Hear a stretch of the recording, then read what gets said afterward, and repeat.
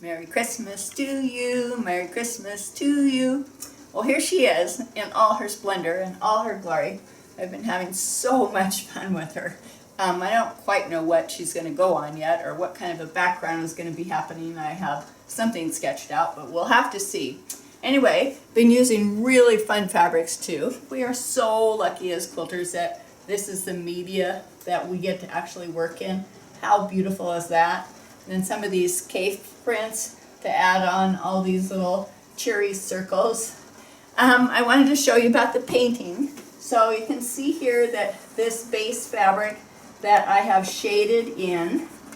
So in order to create some form for her mantelpiece, her face piece. And then I used the yellow cave print here, but I just overdyed it with green here too, just to add some more sort of rainbow colors to it.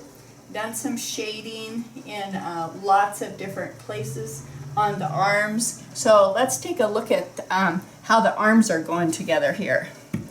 So here's one of my little arms, and I have to tell you, these suckers are making me crazy. There are hundreds of them, and my big idea, we'll see how it works out, my big idea is to make little tiny yo-yos, only I'm pulling them up really tight, sort of cinching them up a little bit so that they're quite dimensional. And then because I have Appliquick stabilizer behind this, then it's really nice to just hand tack those on there, because it's firm enough that it'll hold all of those too. And boy, all of these little pieces, these little complex pieces, have been so much easier being able to turn all of these little edges with the stabilizer too. So on the bigger pieces, like these arms, I haven't been using the stabilizer, but when I needed support or when I got to some tricky little pieces, it has been a real blessing. So let's go over here. I'm going to start with some of the prints I've used. So here is that base fabric I was using in her face.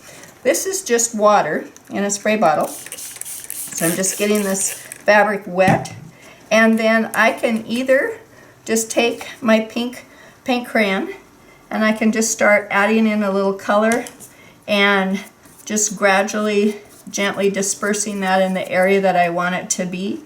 And I can make this, you know, pretty light out here, and then just continue to add color as I want it to become a little stronger.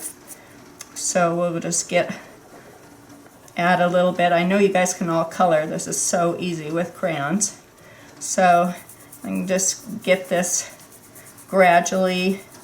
You can see I'm just working the shading in from, get out of there, little string, from this area to this area so that it becomes a little stronger. If I want it at this point to maybe start adding in some of the purples, I can also always just mix, because the fabric, the paint is released once it's wet. So I can just go ahead and get some of the paint off the crayon here and a little bit of water in my palette. This is what I love about these crayons, is they just go back in their box. But now, of course, you can always mix colors too. So I can add a little bit of purple to that so that we can even start shading that now in with some of the purples in here. And depending on how you know, dilute you make this is what the strength will be here. But I'm going to start changing into more and more purples to get darker.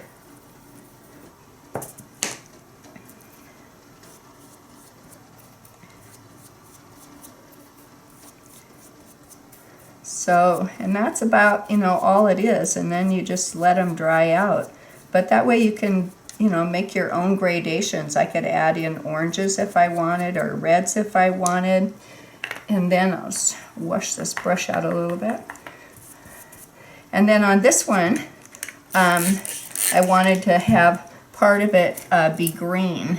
So we'll just over dye this. So basically you're adding dye pigments to the print, and because they're transparent, you can see how easily you can show through that print. Of course, they're going to be a little bit darker when they're wet, just like paint on your wall when you're painting. They'll dry a little bit lighter, but that's always nice for me because then I don't have to worry about whether I got it too dark or not. You can, let it stay more in a line like that, or you can, go ahead and blend it into the areas that you would want to.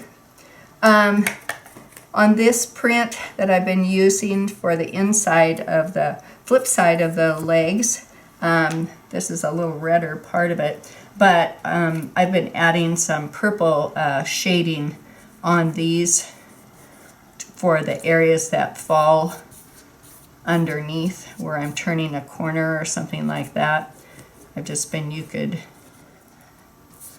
but you can see that it just creates sort of a shadow along that edge that I'm trying to make. You can see where I painted it right there, creating a little bit of a shadow along there.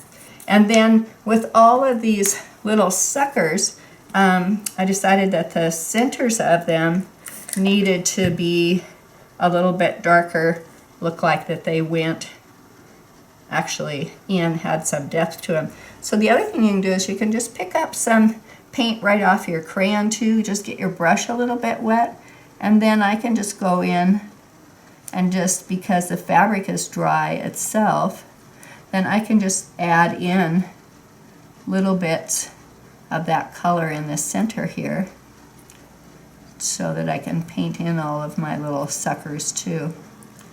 So it is raining, pouring cats and dogs outside. You can probably hear it overhead in the video. This is the Seattle area, which is another reason why I'm so excited about getting to go to Florida in January. I will be sick of the rain by then. But now you can see how I can add even more sort of interest and form to those little suckers too. So that's it. It would be a fun Christmas present. I hope you guys have the best Christmas season and the best New Year's, and I will see you next year.